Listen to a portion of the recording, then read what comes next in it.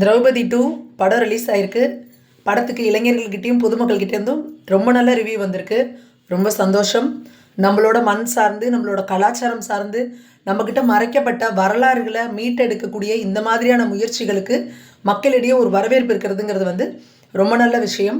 பொதுவாக ஒரு historic movie அப்படின்னா இது வேற யாரோ தான் எடுப்பாங்க, அப்படியே மிகப்பெரிய பிரம்மாண்டமாக எடுப்பாங்க, 1000 கோடி 2000 கோடி போட்டு தான் அந்த மாதிரி படங்கள் எல்லாம் எடுக்க முடியும் அப்படிங்கிறத ஒரு மரபை வந்து டைரக்டர் மோகன்ஜி அவர்கள் வந்து பிரேக் பண்ணியிருக்காரு. ரொம்ப அருமையாக வந்து அந்த படத்தை வந்து எடுத்திருக்கிறாரு. எல்லா தரப்பு மக்களும் குறிப்பாக இளைஞர்கள் வந்து அதை பார்த்துட்டு வந்து நிறைய ரிவ்யூஸ் வந்து கொடுக்குறாங்க. நிறைய சோஷியல் மீடியாவில் பார்க்குறோம். ரொம்ப மகிழ்ச்சியாக இருக்குது.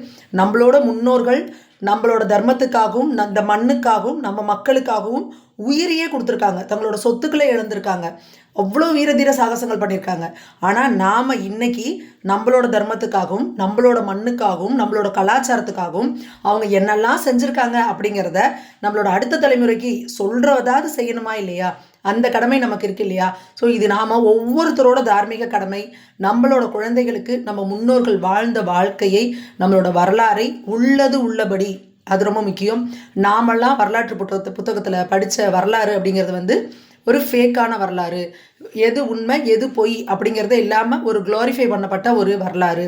அந்த மாதிரி இல்லாமல் ஒரு உண்மையான வரலாறை நம்மளோட குழந்தைகளுக்கு சொல்ல வேண்டிய கட்டாய அவசியத்தில் நாம் இருக்கிறோம். அனைவரும் உங்கள் குழந்தைகளோட குடும்பத்தோட திரௌபதி 2 படம் போய் பாருங்கள். நம்மளோட மண்ணின் மைந்தர்களை நாம தான் போற்றணும். நன்றி, வணக்கம்.